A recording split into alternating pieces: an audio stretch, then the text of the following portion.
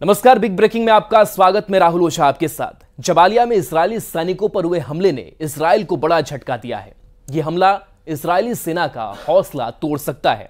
Hamas का दावा है कि उसने इजरायल के सील कमांडो टीम को बंधक बना लिया है।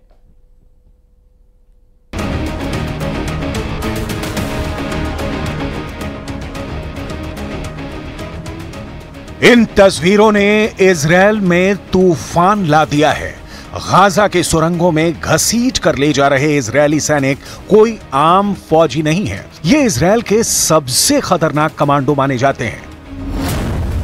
ये हैं इजरायल के सील कमांडो, जिन्हें शायतेत 13 यूनिट के नाम से जाना जाता है। शायतेत 13 इजरायली नौसेना का ठीक वैसी ही कमांडो यूनिट है जैसे अमेरिका के सील कमांडो होते हैं। यह यूनिट इजरायल के इंटेलिजेंस ग्रुप शिन बेत के तहत ऑपरेट करती है। यही वजह है कि हमास के हमले ने शायतेत 13 कमांडो की पूरी टीम के रुतबे को चकनाचूर कर दिया है। पूरे इजरायल में यह वीडियो वायरल हो चुका है। इन तस्वीरों को देखकर नेतन्याहू के कैबिनेट में कोहराम मच गया है। जिस फोर्स को इजरायल की सबसे एलीट कमांडो यूनिट माना जाता था, उस पर हमास ने पॉइंट ब्लैंक रेंज से हमला किया है। शायतेत 13 यूनिट पर हुए इस हमले में कितने कमांडो मारे गए, कितने कमांडो बंधक बने, इस पर पूरे इजरायल में खामोशी छाई हुई है। गाजा के शायतेत 13 का मारा जाना नेतन्याहू के लिए बहुत बड़ा सदमा है। हमास का दावा है कि उसने कई इजरायली कमांडो को बंधक बना लिया है। अब जबालिया में हमास और शायतेत 13 के बीच हुए इस एनकाउंटर की पुष्टि कैसे हो रही है, इसे बहुत गौर से समझिएगा, क्योंकि इजरायल इस बात को मानने के लिए तैयार नहीं कि उसके सैनिक गाजा में हुई लड़ाई के दौरान बंधक बना लिए गए हैं। हमास ने जो तस्वीरें जारी की हैं, उसके कमांडोज के कपड़ों और हथियारों में कई ऐसी चीजें हैं जो इस बात की तरफ इशारा करती हैं कि इस एनकाउंटर में शायतेत 13 यूनिट शामिल थी। इसमें है चेक गणराज्य की बनी हुई स्कॉर्पियन ईओ राइफल, जो सिर्फ इजरायल की शायतेत 13 कमांडो यूनिट इस्तेमाल करती है। स्कॉर्पियन ईवो राइफल में आगे लगा है साइलेंसर। इसका इस्तेमाल भी इजरायल की सील कमांडो यूनिट यानी शायतेत 13 ही करती है। शायतेत 13 इजरायल की खुफिया एजेंसी शिन बेत के तहत आती है और शिन बेत की रिपोर्टिंग इजरायल के प्रधानमंत्री यानी बेंजामिन नेतन्याहू को है। यानी अगर गाजा के जबालिया में शायतेत 13 को हमास ने घेर कर मारा है, तो समझ लीजिए कि पूरे इजरायल और खासकर उनके कैबिनेट में सबसे बड़े टारगेट पर बेंजामिन नेतन्याहू ही होंगे। इजरायल की खुफिया एजेंसी 3 हिस्सों में बटी है। पहली है शिन बेत, जो इजरायल की आंतरिक सुरक्षा देखती है, खुफिया जानकारी जुटाती है, ऑपरेशन करती है। दूसरी है अमान, जिसे मिलिट्री इंटेलिजेंस कहा जाता है। और तीसरी है मोसाद, जो विदेशों में इजरायल के खुफिया ऑपरेशन को अंजाम देती है। गाजा में युद्ध के दौरान फौज और खुफिया एजेंसियों पर पूरे कंट्रोल के लिए उसकी कामयाबी और उसकी नाकामी दोनों को लेकर इस वक्त नेतन्याहू कैबिनेट में बहुत बड़ी जंग चल रही है।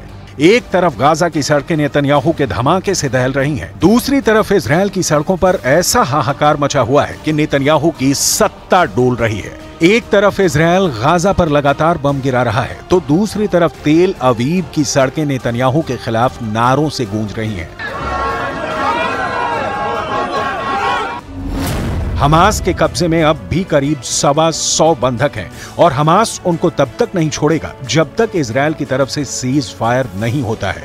यही वजह है कि युद्ध का मिसमैनेजमेंट अब प्रधानमंत्री और रक्षा मंत्री के बीच सबसे बड़ी दरार बन चुका है। इजरायल के प्रधानमंत्री बेंजामिन नेतन्याहू और रक्षा मंत्री योआव गैलेंट लगातार एक दूसरे से टकरा रहे हैं।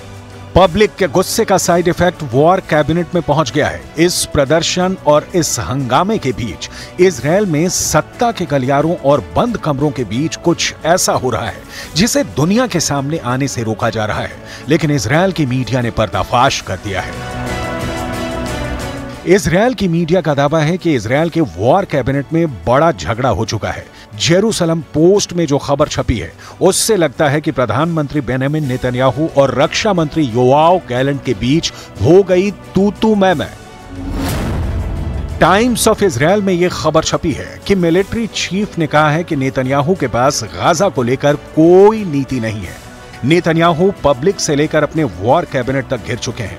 कमांडर से लेकर मंत्री बता रहे हैं कि नेतन्याहू ब्लंडर कर रहे हैं। ये बात साफ कर दें कि इजरायल के प्रधानमंत्री बेंजामिन नेतन्याहू और रक्षा मंत्री योआव गैलेंट एक दूसरे के कड़े विरोधी माने जाते हैं, लेकिन गाजा में युद्ध को लेकर दोनों करीब आए। हालांकि अब दोनों की दुश्मनी सतह पर आ चुकी है। एक बड़ी मीटिंग में नेतन्याहू थे, रक्षा मंत्री गैलेंट थे और साथ में इजरायल की सिक्योरिटी एजेंसी शिन बेत के चीफ रोनेन बार भी थे। इजरायल की मीडिया का दावा है कि रोनेन बार ने कहा, हमारी रक्षा मंत्री से बात हुई, इस दौरान सभी मोर्चों पर गहराई से चर्चा हुई। नेतन्याहू ने तभी शिन बेत के चीफ रोनेन बार को रोका। वो बोले, क्या आपने ऐसी जरूरी चर्चा रक्षा मंत्री से ही कर ली? इस बार शिन बेत के चीफ रोनेन बार ने कहा, हां, इसमें सवाल किस बात का है? तब नेतन्याहू ने कहा, जितना मुझे याद है शिन बेत और मोसाद ये दोनों प्रधानमंत्री के तहत आते हैं। ये बात रक्षा मंत्री योआव गैलेंट को अखर गई। गैलेंट ने नेतन्याहू से फौरन पूछा कि आप रक्षा मंत्री को युद्ध पर जरूरी बात करने से रोक रहे हैं, इस मामले में आप क्या करेंगे अगर रक्षा मंत्री का इसमें दखल नहीं होगा? इस पर नेतन्याहू ने कहा, युद्ध को लेकर जो चर्चा होगी वो यहीं मेरे साथ होगी। रक्षा मंत्री योआव गैलेंट फिर भड़के और लगा कि अब वो गाजा पर बमबारी को लेकर नेतन्याहू से आर पार करने के मूड में है। रक्षा मंत्री ने प्रधानमंत्री की बात पर एतराज जताते हुए कहा, जब भी आप युद्ध को लेकर चर्चा करते हैं, हम मीटिंग में पूरी तैयारी से आते हैं। इस तैयारी के लिए भी मुझे अफसरों से बात करनी होती है। दिक्कत यह है कि आप इस तरह की मीटिंग नहीं करते हैं। अब यहीं पर नेतन्याहू का चेहरा देखने लायक था, क्योंकि एक कैबिनेट मिनिस्टर उन्हें उनकी कमियां बता रहा था और वो कुछ नहीं कर पाए। जब से जबालिया में इजरायली सैनिकों को बंधक बनाए जाने की खबर फैली है, लेबनान में जश्न मनाया जा रहा है। ये लेबनान की राजधानी बेरूत है और यहाँ लोग फिलिस्तीन का झंडा लेकर जुलूस निकाल रहे हैं। अब सवाल है कि इजरायल की पब्लिक क्या करेगी? क्या गाजा में युद्ध को लेकर इजरायल के प्रधानमंत्री और रक्षा मंत्री की लड़ाई सड़क पर पहुंच जाएगी या पहुंच चुकी है?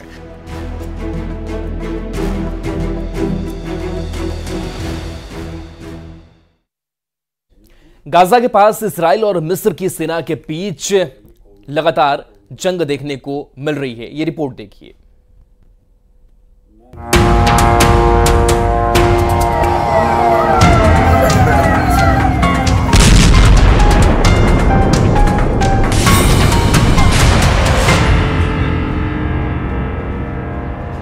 इजरायल की राजधानी तेल अवीव में जनवरी के बाद सबसे बड़ा हमला हुआ है। ये रॉकेट अटैक के बाद उठ रहा धुआं है। तेल अवीव में अजीब सी दहशत फैली हुई है। गाजा से कत्यूशा रॉकेट फायर करके हमास ने साबित कर दिया है कि वो खत्म नहीं हुआ है। गाजा के रॉकेट मेन सुरंगों के अंदर और सुरंगों के बाहर एक बार फिर लैस हो चुके हैं। हमास की रॉकेट फोर्स लगातार एक्टिव है। इजरायल में लगातार सायरन बज रहे हैं। गाजा में हमास की फायरिंग पावर में कोई कमी नहीं आई है। हमास के इस हमले के बाद इजरायल ने रफा कैंप में कोहराम मचा दिया। तेल अवीव पर हमले के बाद इजरायल के हेलीकॉप्टरों ने रफा पर हेल फायर मिसाइलों की बारिश कर दी। करीब 40 लोगों के मरने की खबर है। रात भर रफा का ये राहत कैंप जलता रहा, लाशें निकाली जाती रहीं। ये सिलसिला सुबह भी जारी रहा। रफा दक्षिण गाजा में वो जगह है जहां करीब 12 से 15 लाख लोग मौजूद हैं, क्योंकि इजरायल ने पूरा उत्तरी और मध्य गाजा खाली करा लिया है। جيش محتل كاذب فيش آمن في غزة لا يوجد آمن فيش شيء لا لطفل آمن ولا الشيخ ولا المرأة هي هو وزوجته هي استشهدوا راحوا ترك الأطفال أبرياء إيش ذنبهم إيش ذنب الأطفال تتيتم। इजरायल ने रफा पर जो मौत की बारिश की, उसकी वजह तेल अवीव पर हुए हमले से ज्यादा हमास का एक बहुत बड़ा हमला है जो जबालिया में किया गया।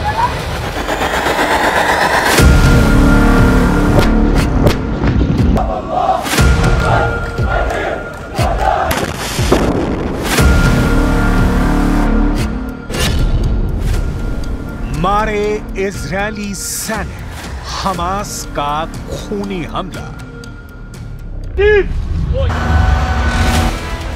जरा इस वीडियो को देखिए। हमास के लड़ाके एक सुरंग से इजरायली सैनिक को घसीटकर बाहर की तरफ ले जा रहे हैं।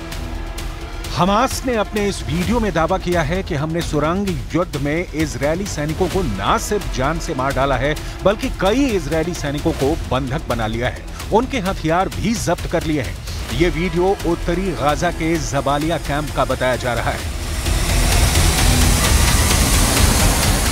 हम आपको एक एनिमेशन के जरिए बताते हैं कि आखिर हमास ने इजरायली सैनिकों को इतनी आसानी से कैसे मार डाला, क्योंकि इजरायली सैनिकों के पास न सिर्फ घातक हथियार और हाई टेक्नोलॉजी मौजूद थी, बल्कि मरकाबा टैंक और फुल बैकअप पीछे से मौजूद था।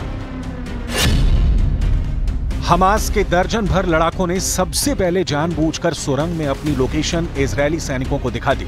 जैसे इजरायली सैनिकों को लगा कि सुरंग के अंदर दर्जनों हमास के लड़ाके छिपे हैं, वो तुरंत घातक हथियारों के साथ सुरंग में घुस गए। सुरंग में इजरायली सेना की स्पेशल यूनिट के कमांडो घुसे थे। जैसे ही हमास का पीछा करते हुए इजरायली सैनिक सुरंग में घुसे, तभी सुरंग में हमास ने जोरदार धमाके कर दिए और उन पर गोलियों की बौछार कर दी। हमास ने दावा किया है कि उसने इजरायल के कई सैनिकों को सुरंग में मार डाला है और इजरायल की स्पेशल फोर्स के कमांडोज को बंधक बना लिया है। अल कसम ब्रिगेड्स के प्रवक्ता अबू उबैदा ने कहा, हमारे लड़ाकों ने इजरायली सेना को लालच देकर एक सुरंग के अंदर हमला करवाया और फिर इजरायली सैनिकों को मार डाला। كانوا ولا زالوا لقوات العدو بالمرصاد فنفذوا عشرات العمليات ضد قواته على مدار أكثر من أسبوعين في جباليا ورفح وبيت حانون وفي كل محاور العدوان والتوغل. وكان آخر هذه العمليات عملية مركبة نفذها مجاهدون عصر اليوم السبت شمال قطاع غزة.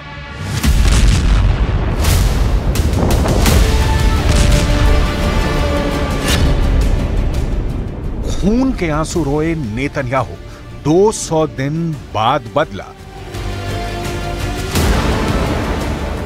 7 अक्टूबर 2023 के बाद से इजरायली सेना गाजा पट्टी को 80% तक तबाह कर चुकी है, लेकिन हमास के लड़ाकों को खत्म नहीं कर पाई है। 200 दिन की जंग के बाद भी हमास के लड़ाके ना तो हार मान रहे हैं और ना ही इजरायली सेना पर हमला करने से चूक रहे हैं। हैरानी की बात तो यह है कि हमास के लड़ाके अब उन जगहों पर हमला कर रहे हैं जहां नेतन्याहू दुनिया के सामने दावे कर रहे थे कि उत्तरी गाजा और जबालिया इलाके से हमास के लड़ाकों का पूरी तरह से खात्मा कर दिया गया है। कब्र से निकला हमास, जबालिया में फंसा इजरायल। इस वक्त इजरायली सैनिक रफा, उत्तरी गाजा, दक्षिणी गाजा, गाजा सिटी और मध्य गाजा में जंग कर रहे हैं। पश्चिमी देशों के वॉर एक्सपर्ट्स साफ कह रहे हैं कि 200 दिन से ज्यादा की जंग के बाद इजरायल रफा में फंस गया है। जरा देखिए, हमास के लड़ाके हाथों में हथियार लिए एक बार फिर से इजरायल के खिलाफ एकजुट हो चुके हैं। जनाजे में उमड़ी भीड़ साबित कर रही है कि भले ही इजरायल 10,000 से ज्यादा हमास के लड़ाकों को मार चुकी है, लेकिन हमास के लड़ाकों की संख्या में जरा भी कमी नहीं आई है। शायद यही वजह है कि रफा में इजरायल के भीषण हमले के बावजूद हमास की लड़ाकू क्षमता में कमी नहीं है।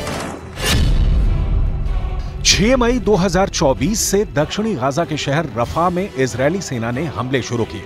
रफा में 20 दिन से ज्यादा की भीषण जंग में इजरायल की आईडीएफ ने हमास के 70 ठिकानों पर हवाई हमले किए। इजरायल की आईडीएफ ने दावा किया है कि उसके सैनिकों ने मरकावा टैंक और भारी हथियारों के साथ रफा में ग्राउंड ऑपरेशन किए हैं, जो सफल रहे हैं। आईडीएफ का कहना है कि इजरायल के इस ऑपरेशन में 50 से ज्यादा हमास लड़ाके पूर्वी रफा में मारे गए हैं। इसके अलावा हमास की दर्जनों सुरंगों को तबाह कर दिया गया है। इजरायल ने भीषण हमलों की वजह से रफा से 8 लाख फिलिस्तीनी भागने के लिए मजबूर हो गए हैं।